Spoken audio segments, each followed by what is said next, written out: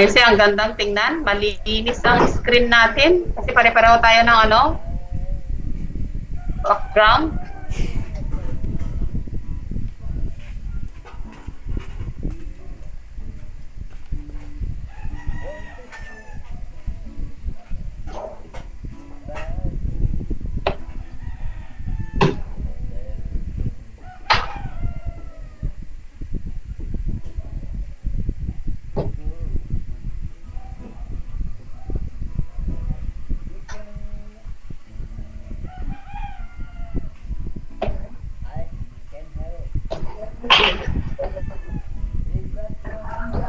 Oo, ilan pa lang naka-open ang niya, ang camera niya.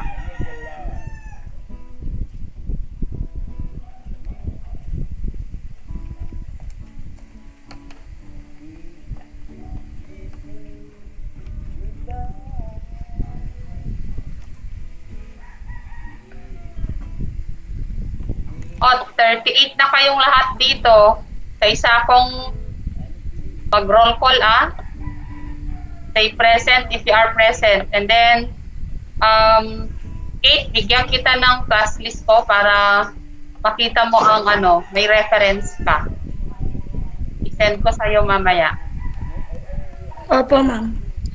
Agabin, Dave, Present, ma'am. Alonzo B, Present, ma'am. Alseco Levita, Present, ma'am. Araw, Adreline, Ma'am, present po. Batong Benjel, Present po, ma'am. Kabakungan Nail, Present, ma'am. sure kayo kung makita ang mukha nyo. Ma'am, present. Saan ang video mo?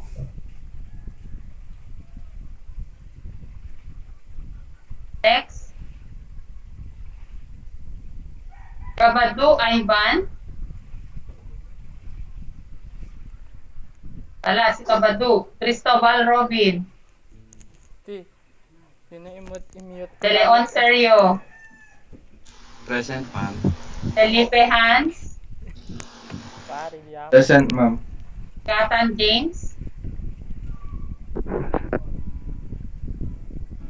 Kazingan Jan Paulus. Present, ma'am. Dragasin Ramwell. Ma'am, present, ma'am. Ibus Stephen. Present, ma'am. Julian Angeline. Present, ma'am. Daud Ness. O ito ang nag-design ng ating background. Present, ma'am. Layugan Chanrico. Present po, ma'am. Ivan Diana. Ma'am, na-disconnect na si Liban, ma'am. Wala siya. Dibaw Christopher. Present, ma'am. Malingas Victor. Present, ma'am. Maramag-Card. Pastoral Jules. Present, ma'am. Wala si Maramag-Card. Kenya Janica. Wala. Peralta Angelo.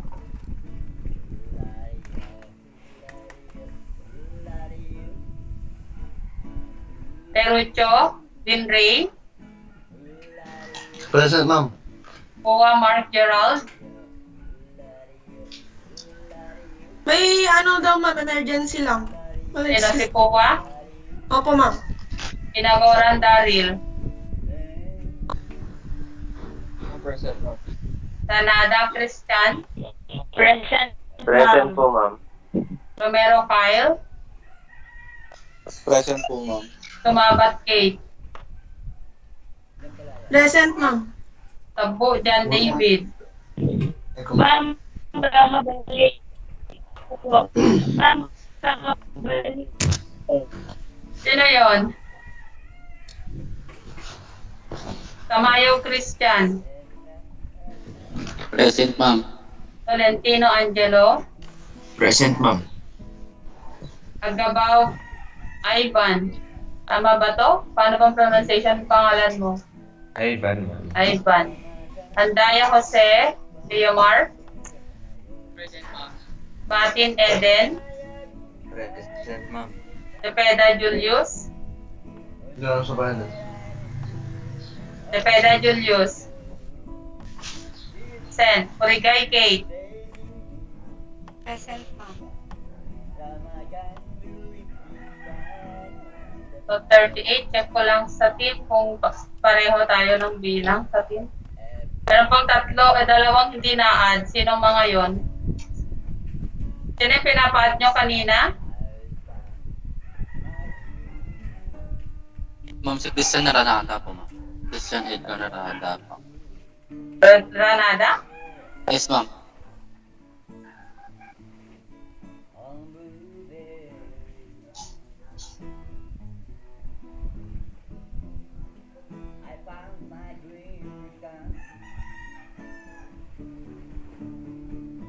Wala namang Granada dito. Ayun. Christian Ako po, Edgar? ma'am. Yes, ma'am. Paano ka nakapasok, Christian? Ma'am, Binigay may din link po sa'yo? kasi. Opo, ma'am. Na-send po sa GC, ma'am. Sa clinic ko po. Sino pa yung isa na nawawala, hindi pa na-add? Perfect na ngayon. Sino kaya yun? Kate, bigyan kita ng ng class list.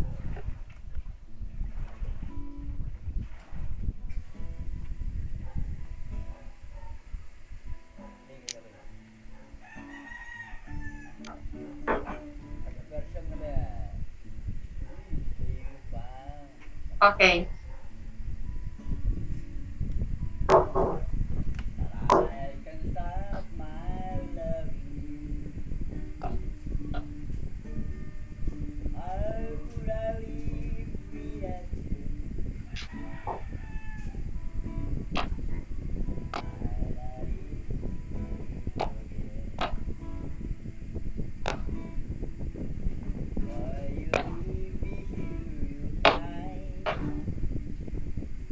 So, last meeting,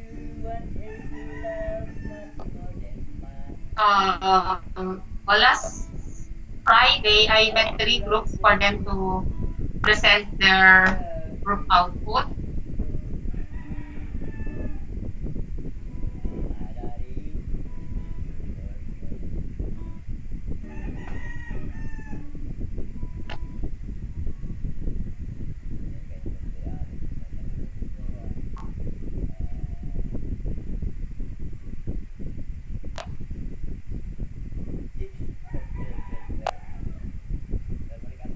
And everybody was able to successfully present your output last week.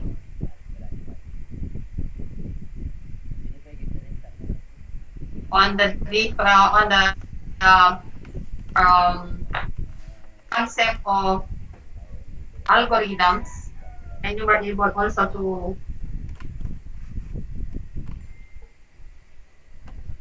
come out with an example of an algorithm, and you were able to solve it also. Okay?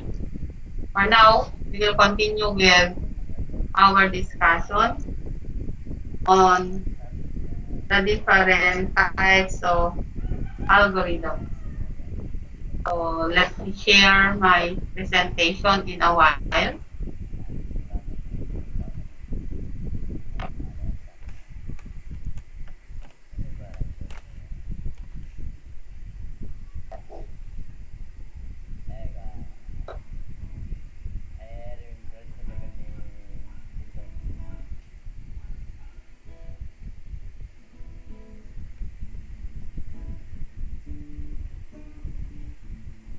Okay, can you now see the shared screen on the types of algorithm? Yes po, ma'am. Yes, ma'am. Okay. Yes, ma'am. So we have the first type of algorithm, which is the brute force algorithm. So a brute force algorithm essentially attempts all the chances until accepted result is found. So, parang pinipilit nyong make a combination or to crack the password in order for you to get the result and will be able to uh, crack the password. This is the most fundamental and at least complex type of algorithm. Like for example, you have your padlock or traveling bag with numbers in order to lock your traveling bag or your padlock. It so happened that you forgot the number combination of your padlock or your traveling bag, and what you need to do is simply bring it back to the default, which is 000 if there's are three combination numbers, or 4 zeros if there are four combination numbers. Then you will try to combine different numbers, three or four different numbers, such that you can be able to crack the password. So you are lucky if for your first, second, third, fourth, fifth trial, you were able to crack the number combination. So that is what we call a brute force method. Pag pinipilit mo to make a combination. Just like if you want to have or to crack a password also of your document file in Microsoft Word, because there is also a way in which you can save your document and incorporate password so that nobody will open and read your document, or even your computer itself or your cell phone itself. You make a combination of numbers. So if anyone would like to crack, they will make a combination. Okay? So take note of that. This method is basically what we call a hit and try. So once you were able to hit the correct numbers, the correct color number combination, then you are successful in cracking the password.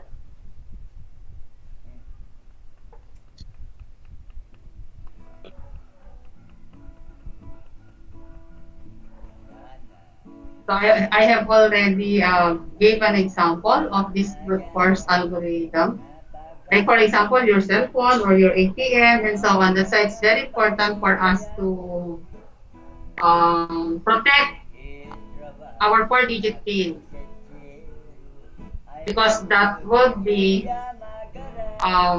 way for us to be secured, in order that when you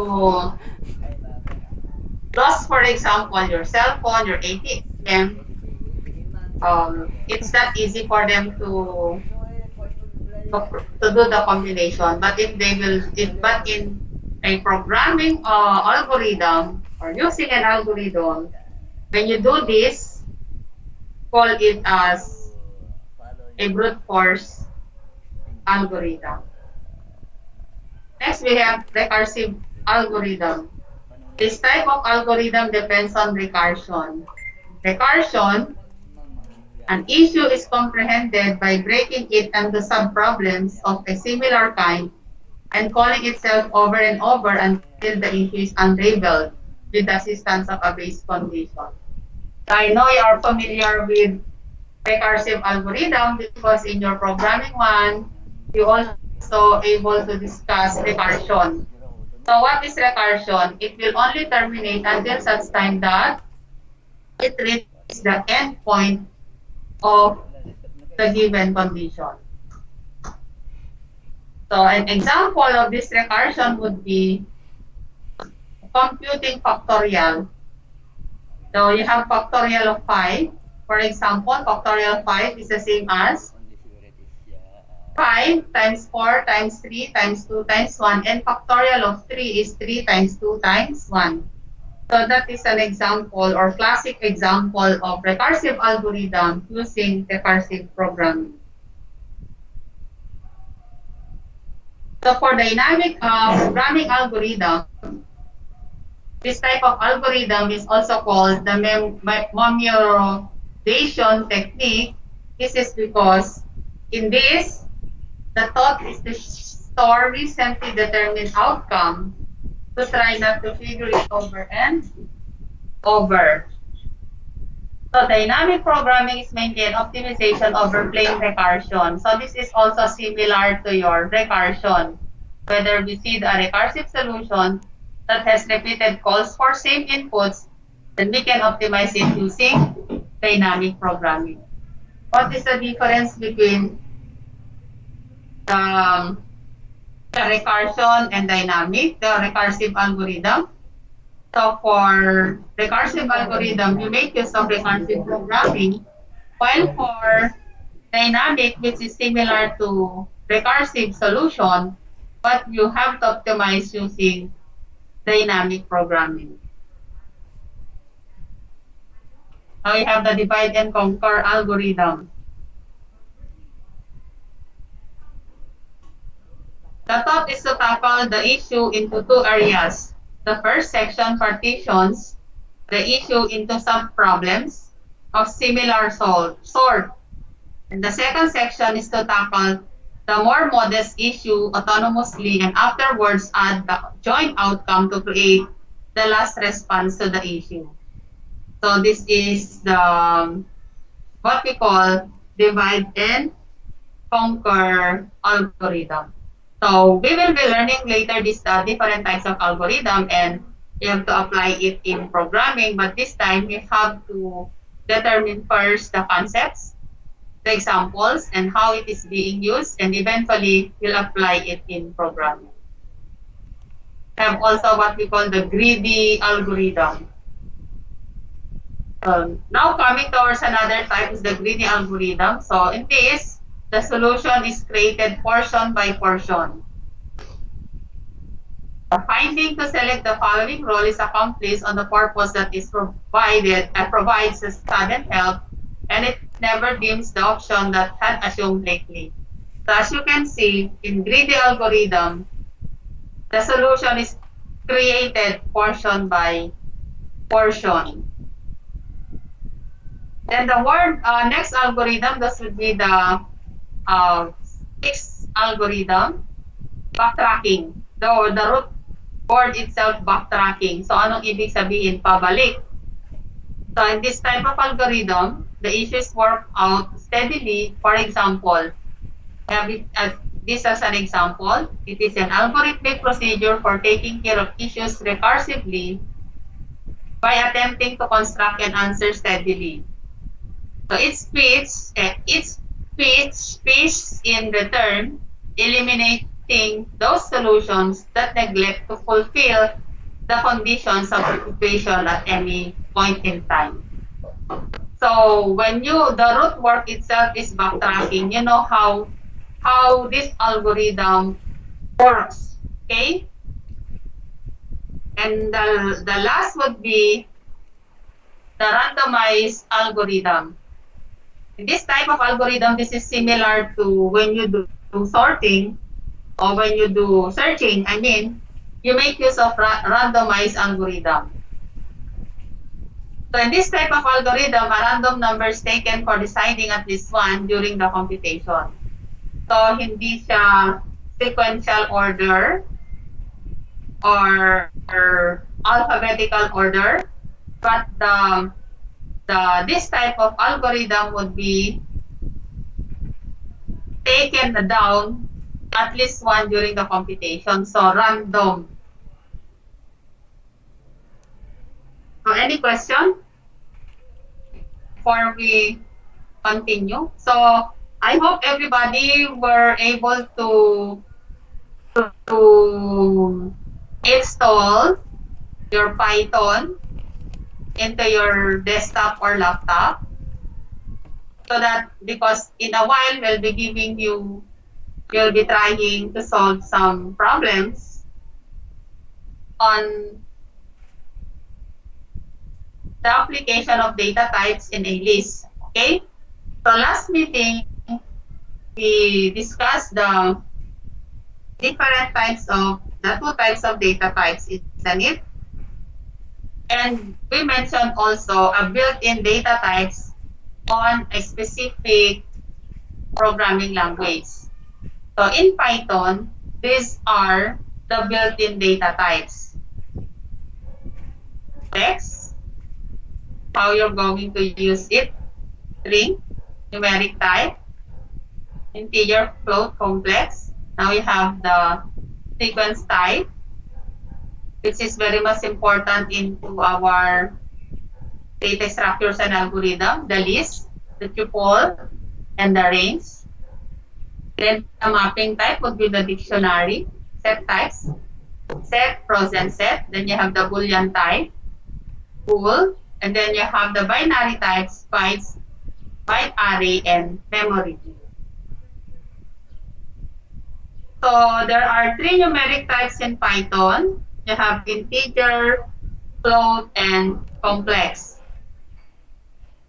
So since in data structure, we start with an array and a list, so we start to determine the structure of an array and how array is being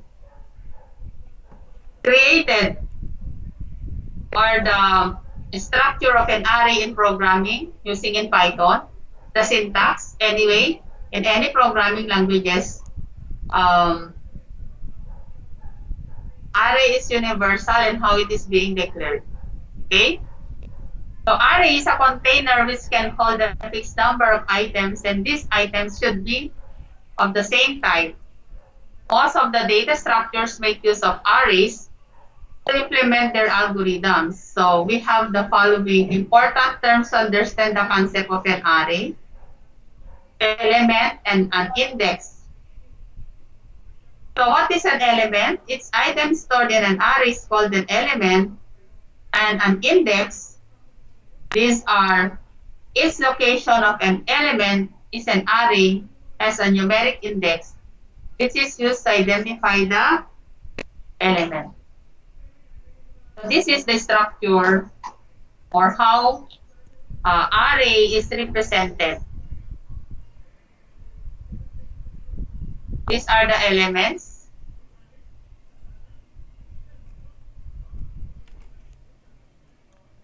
Then you have the type, integer, name, array, size of the integer, 10. So index starts with 0. So array length is 10, which means it can store 10 elements. 1, 2, 3, 4, 5, 6, 7, 8, 9, 10. So it stores 10 elements inside of an array because the size of an array is 10. So each element can be accessed via its index. For example, we can fetch an element at index 6 and 9. And what is the value for index 6 and 9? So index starts with 0. So this is 0, 1, 2, 3, 4, 5, 6. So the value of index 6 is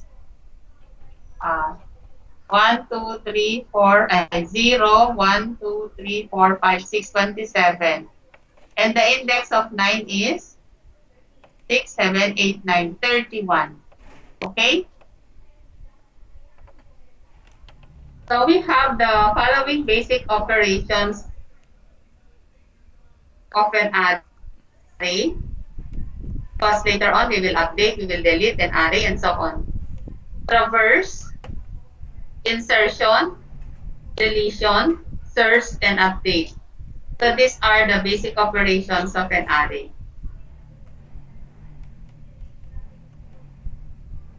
So the syntax of an array in Python, we're going also to import array from our library.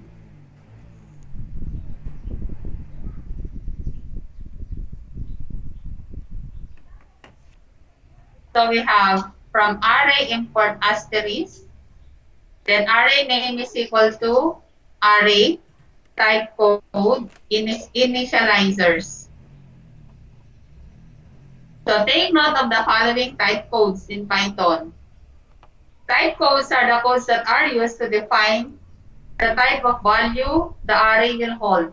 Some common type codes are, so we have the following: small b, capital letter B, small c, small I, L, F, D. So you know what does this represents by the different type codes, because you have here the description wherein if the type code is small letter B, represents signed integer of size 1 byte, and then so on. So take note of this one. As we go back to the previous slide,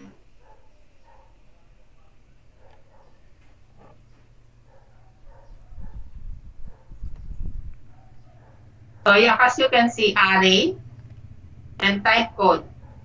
Okay. So now I want you to try this code into your Python. Kindly open your Python.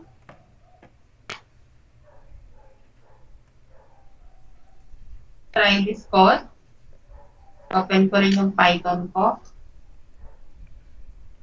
for us to know how array is being used. Anong ibig sabihin ng I na type code natin? Syntax niya, type code. I represents signed integer of size 2 bytes. Okay, so you try this code. Run ko lang yung Python ko.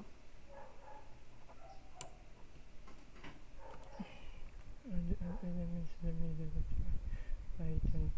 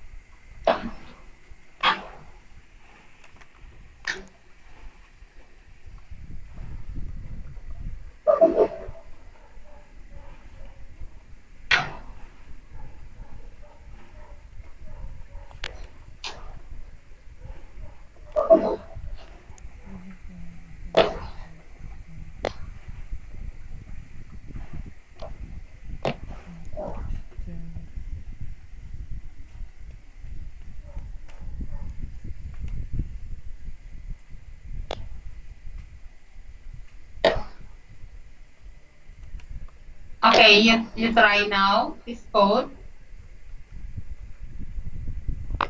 Kikita nyo? Yes, ma'am. Okay, you try it in your Python or terminal or pwede pa naman ang online compiler. Ma'am, Yes. pwede palakihin niyo po, ma'am. Di ko masyadong makita po, ma'am. Sige. Alam ko PowerPoint. Pwede mo i-adjust din sa MS Team mo. Ayan. Control tapos yung rolling ng ng mouse mo. Wala akong mouse tol. Itong sa laptop lang yung mouse ko. Ito naman Ayun, na. ayun. Thanks, tol. Kita niyo na? Yes po, ma'am. Okay.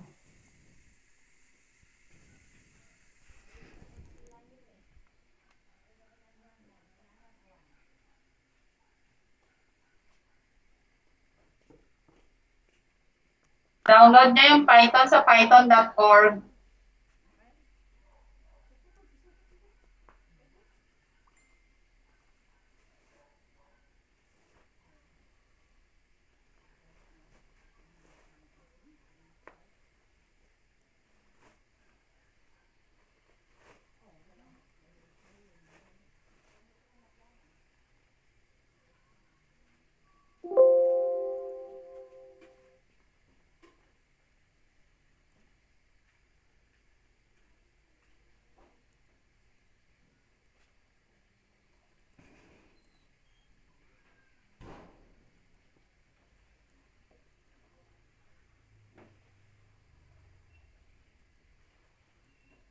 Okay, you were able to code it.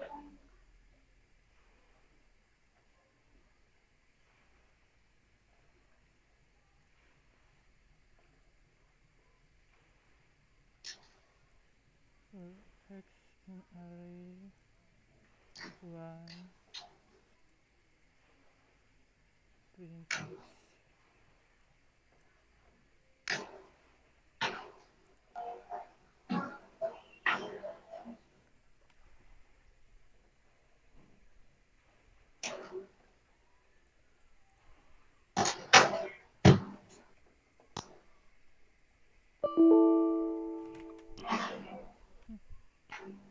Mali.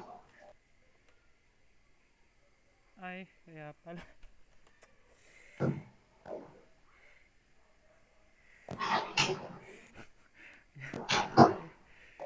Aray.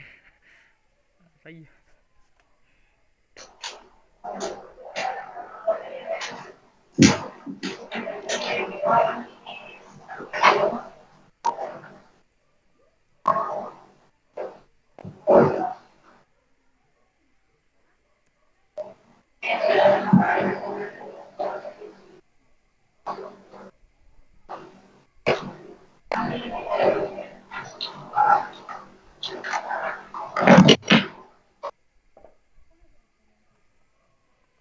Hmm?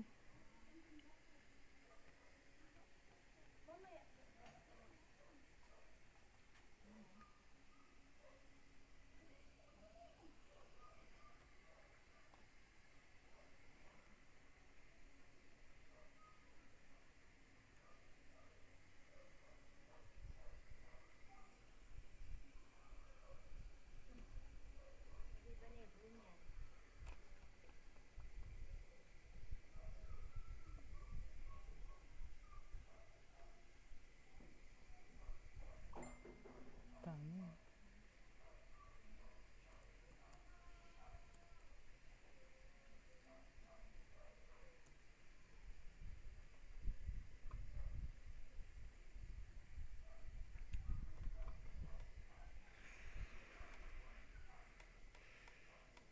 Kung baga daw pinaka-define na X.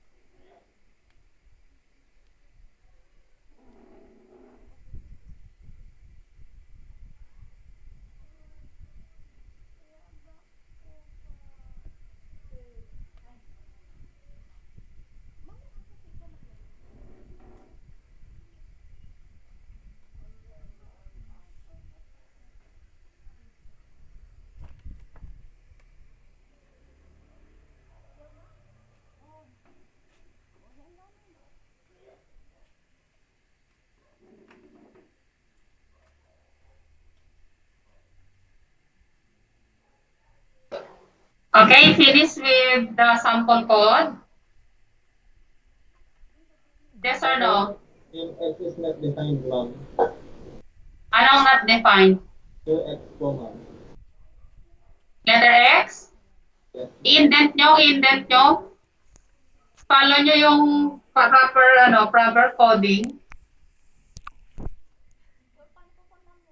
Kaya ito yung pag-code nyo para ipakita ko yung Python na code. Kasi kapag hindi nyo pinalo yung indenting, case sensitive din kasi ang Python. Wait. Ito. Kita nyo yung how it is being coded. I-indent nyo yung print X.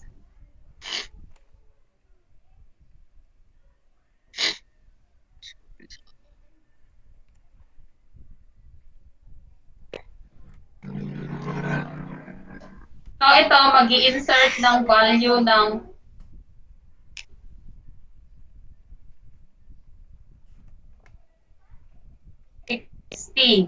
using the word insert. Mag-insert tayo dun sa isa. Sa 1, index 1. Kasi ang index natin mag-start ng 0. So dito sa code natin, you can see 1, 60. So ang index natin will start with 0, 1. So that's why in the output, 60 is inserted in between 10 and 20.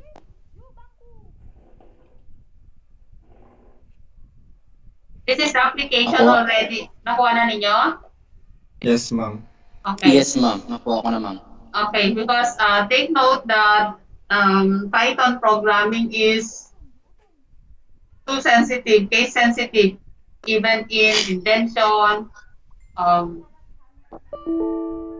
your case, uppercase, lowercase, your declaration of variables, so you have also to follow that. Okay? So we continue. Kanina insert, ngayon naman delete, deletion. Mag-delete tayo or we make use of the word that remove when we want to remove a value in an array. So i-remove natin yung 40. So as you can notice, ang magiging output na natin is 10, 20, 30, 50. Integer value is removed from the array.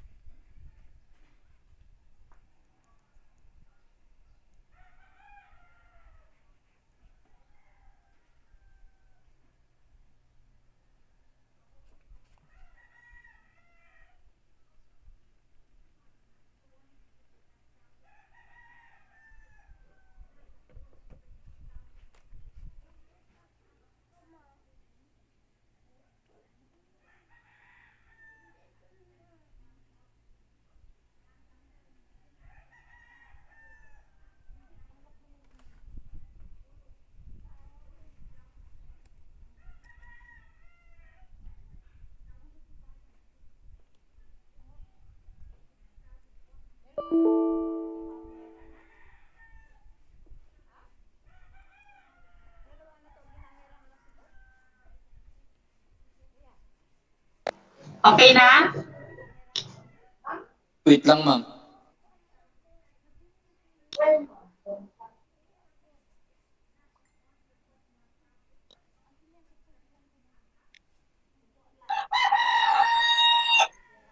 Ma'am, nag-i-install pala yung akin, ma'am. Sige lang.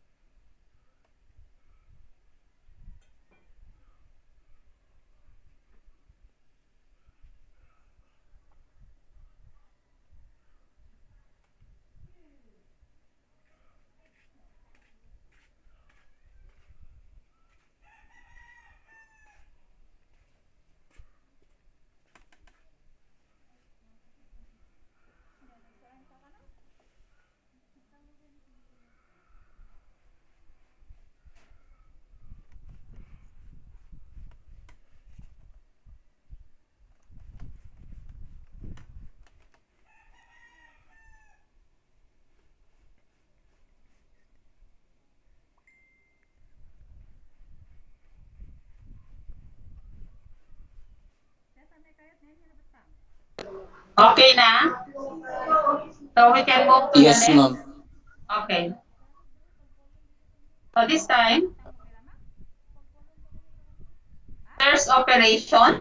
You can perform a search for an array element based on its value and in its index. So for this time, you're going to search for an index 40. So, ang output niya is 3 bakit? 0, 1, 2, 3. So the output is 3. So we're going to search the element using the built-in Python index method. Okay. Okay? So ang value ng index method, ang value ng index natin is 40. So ang index niya is 3.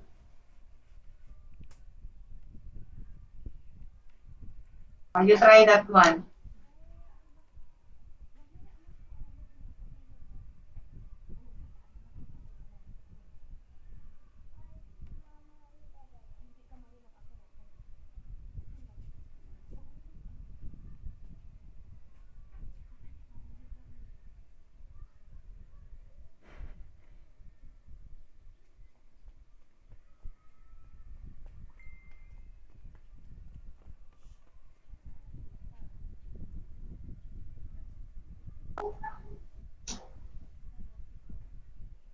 Ma'am, ano yung hanapin, ma'am? Kung anong index yung 40. Ang output niya is 3.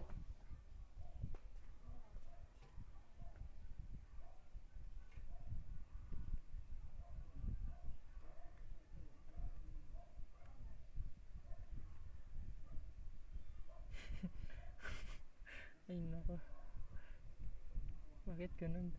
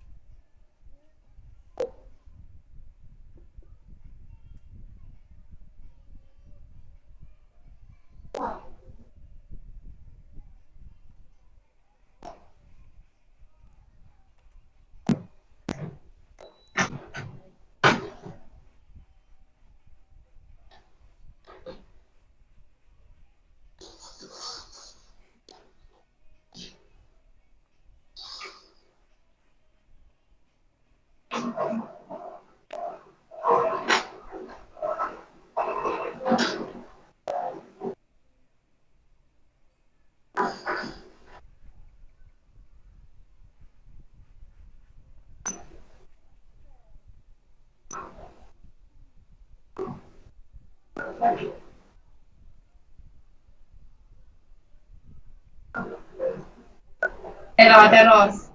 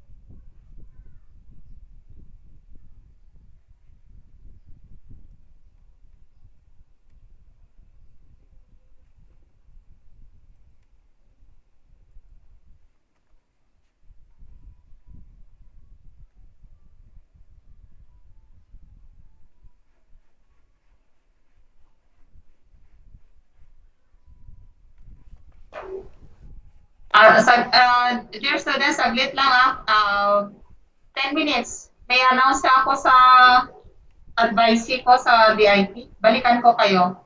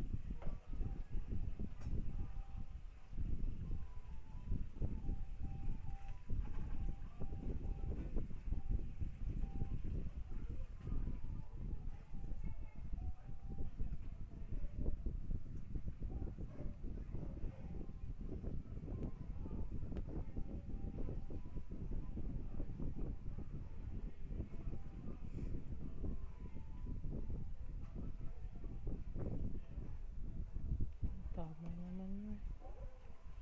Next na yun. Kaya pala.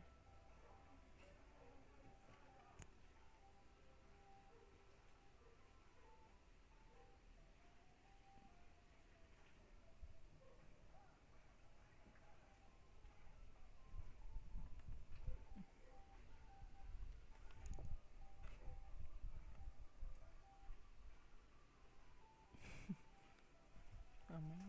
Ito na kailangan pa ilagay itong I.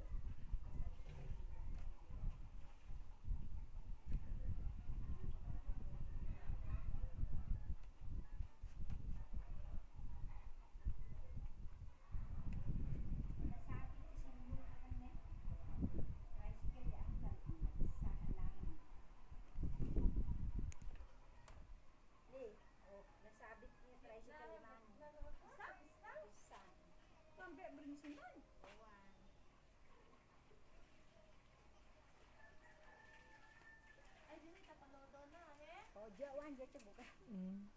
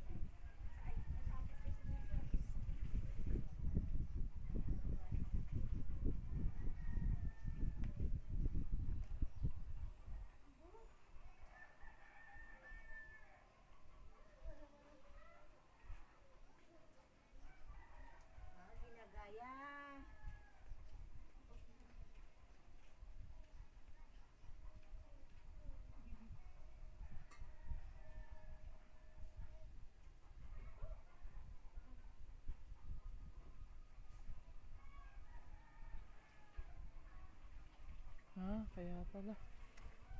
Mali ako. Kaya pala. Mali.